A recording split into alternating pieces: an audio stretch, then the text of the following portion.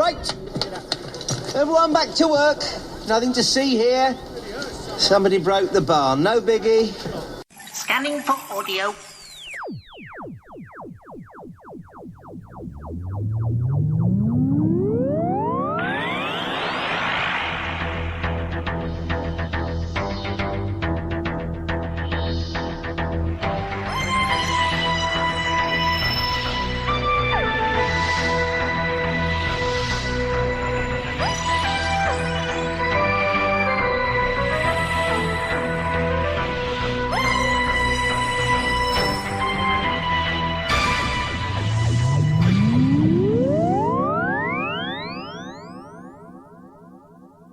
Welcome to a Tin Dog podcast. So, that's it. 12 weeks. Well, alright, there's one Capaldi left, and that's your lot. No, that's it. Then we've got 18 months of hanging about for a bit. Or does the 18 months start here, with Christmas off? Is it 2018 or 2019 it comes back? I'm hoping it's 18. But either way, big gap, yeah? Now, some people aren't particularly impressed with this.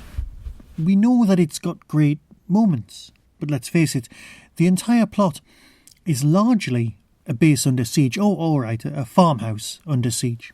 Some people have moaned, some people have stamped their little pointless entitled feet, saying they deserved more and blah-de-blah, while they're all wrong. It was very, very nice.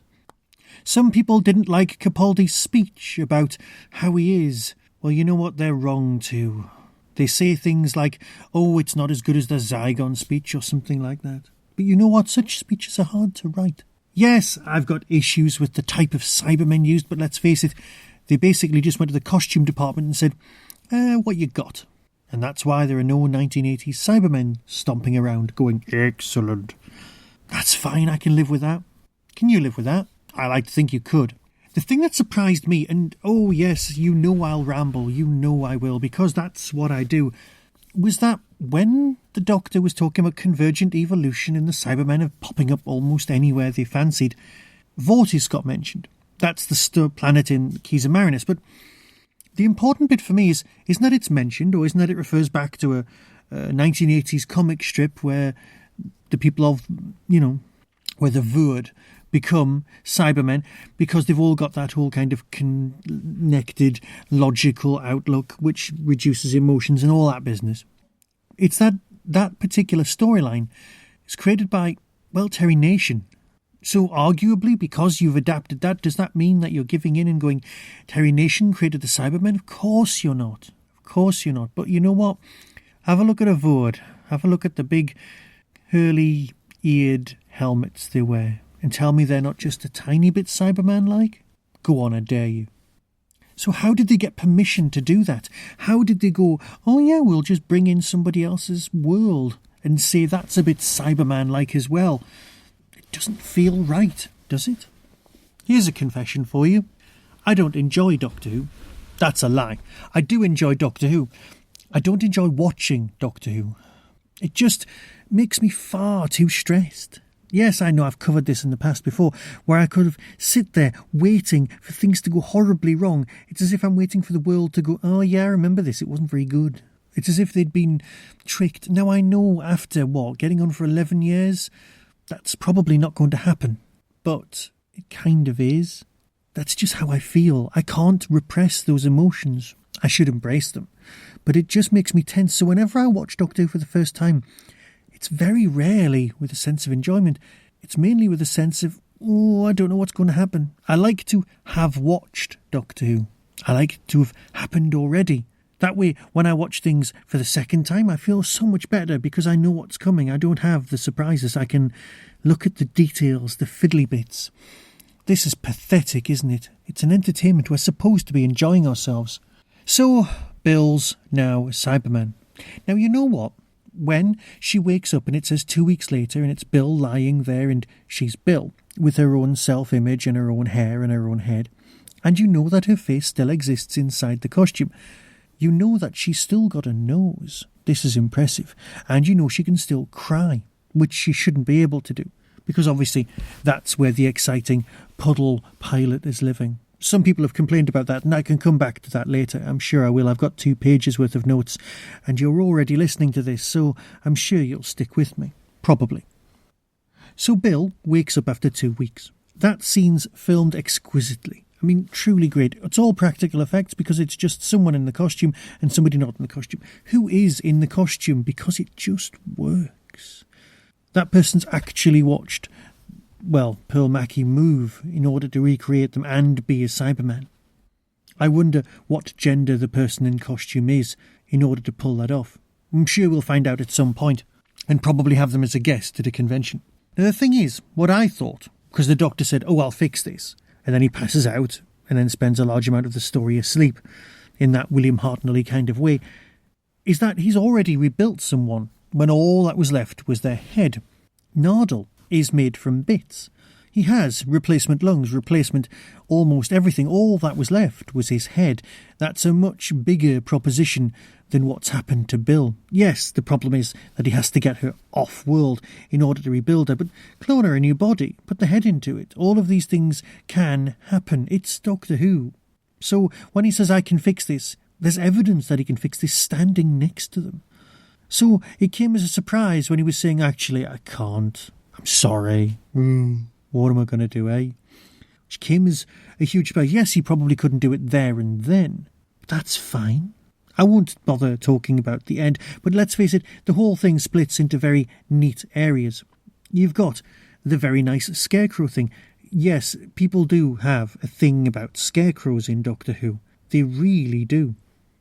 The whole 2 Masters thing, also particularly good, particularly great. I mean, let's face it, John Sims' performance is by far the best thing he's ever done for the show. He is beard-strokingly marvellous with his little round head. Yes, messing with the Master's vanity is always a good way to go on. But you know what? They don't try and save the farmhouse under siege. They kind of just chat. Now, I know that they rapidly become basically comic relief, and, of course, Missy has to go on that arc. Some people have argued that it would be better if the Doctor was involved during the whole duel of the 2 Masters, but that defeats the point. Missy can only be good if there are no witnesses, if it's a self-sacrifice moment where you won't come out of it best. This is the list, the shopping list of how to be good, as described by the Doctor, and that's what she does. The only people who get to see it are us, the audience, and that's the important bit, because we're getting to see it. Yes, there's great conversations, great banter all the way through, but they don't do much to try and save the day. The Doctor is really left floundering. Nardole's trying to save the day, and of course, he ends up getting abandoned. There's a brilliant, brilliant trick pulled off by Moffat when Nardole's standing at the door and he says, oh, you'll find the words. And it's as if Stephen wrote down the words, find words later, on his computer.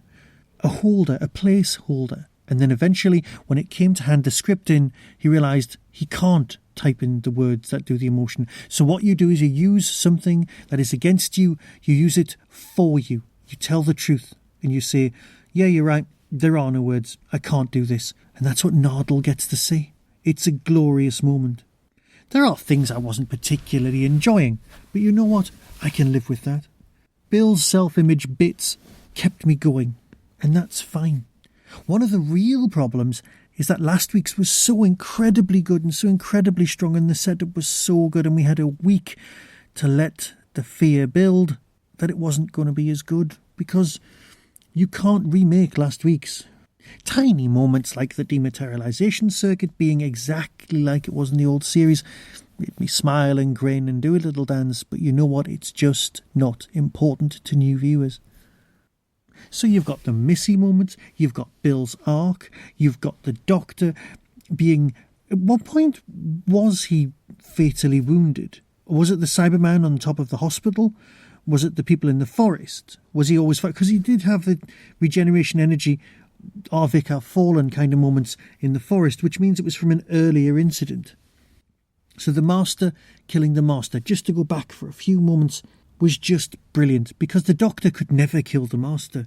But an altered, made good Master, Missy, can kill the other Master. And if this is the last time we ever see them, which it won't be, then it's a fitting send-off, a good ending.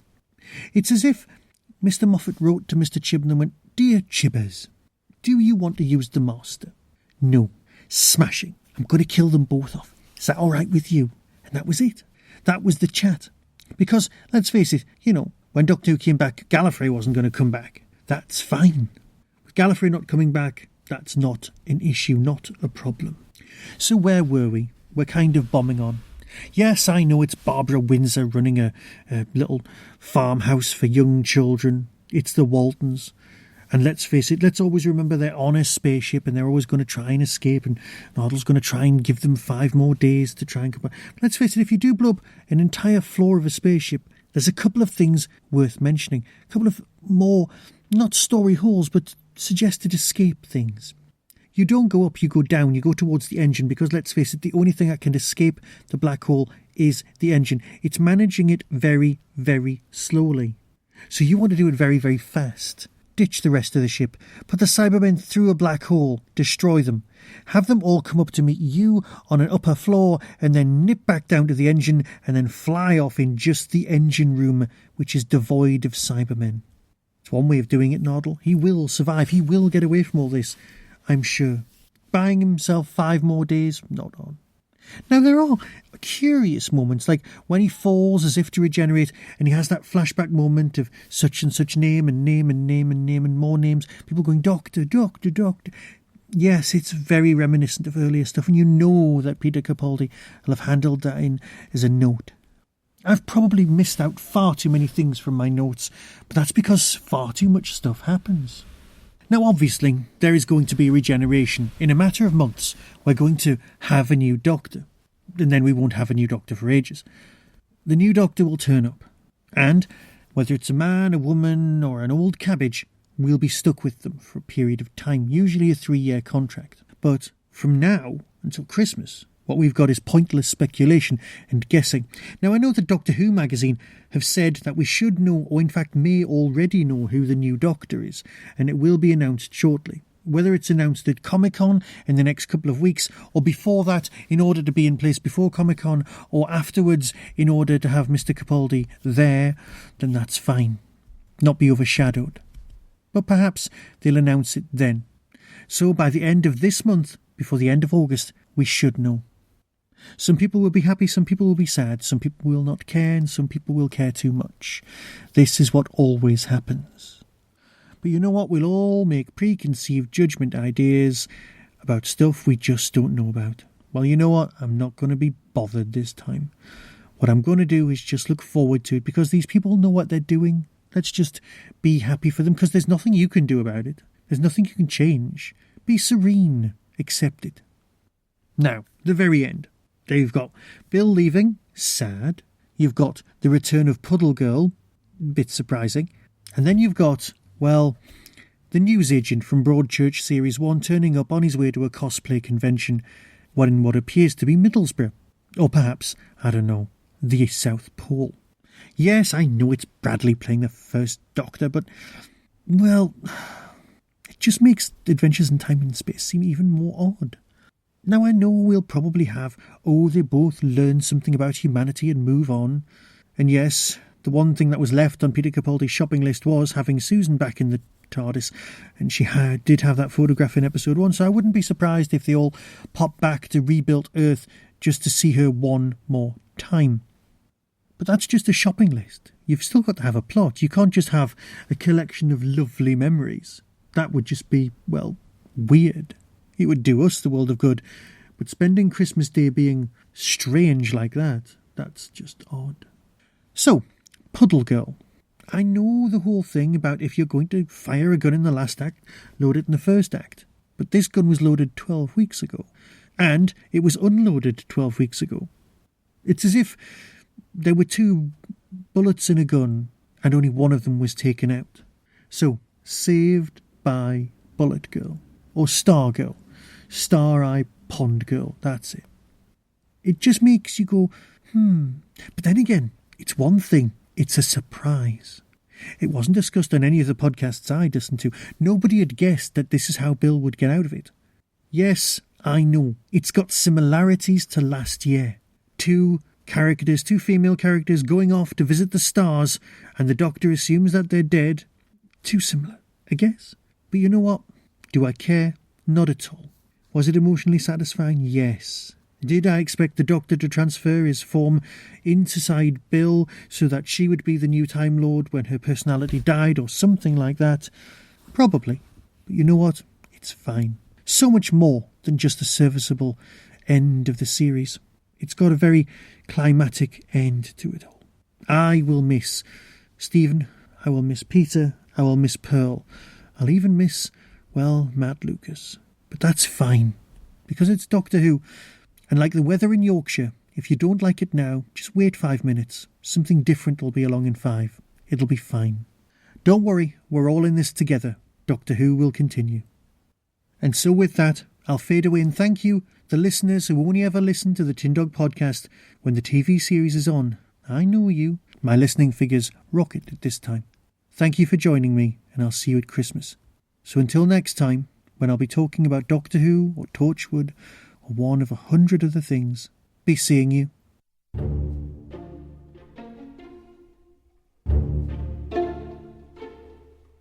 On the 2nd of September 2017, Hooverville 9 will be with us. William Russell, the man who was Ian Chesterton and still is on Big Finish. Carol Ann Ford, Susan, the Doctor's granddaughter. Nicola Bryant, Perry. Toby Haydock, DVD Extras Man and everyone's favourite racist barman. Jessica Martin, Fraser Hines, Jamie. Phil Ford, Michael Pickwood, Philip Hinchcliffe and Matthew Dale are just some of the names who'll be appearing at Hooverville, the biggest little Doctor Who convention ever. Visit hooverville.org to get tickets. See you then.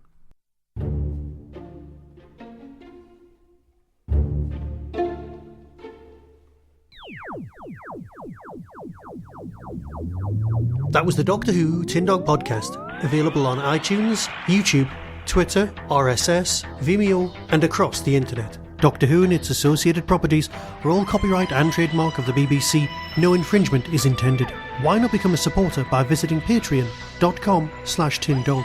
Contact the show on tin-dog@hotmail.co.uk. The Tin Dog podcast is a founder member of the Doctor Who Podcast Alliance.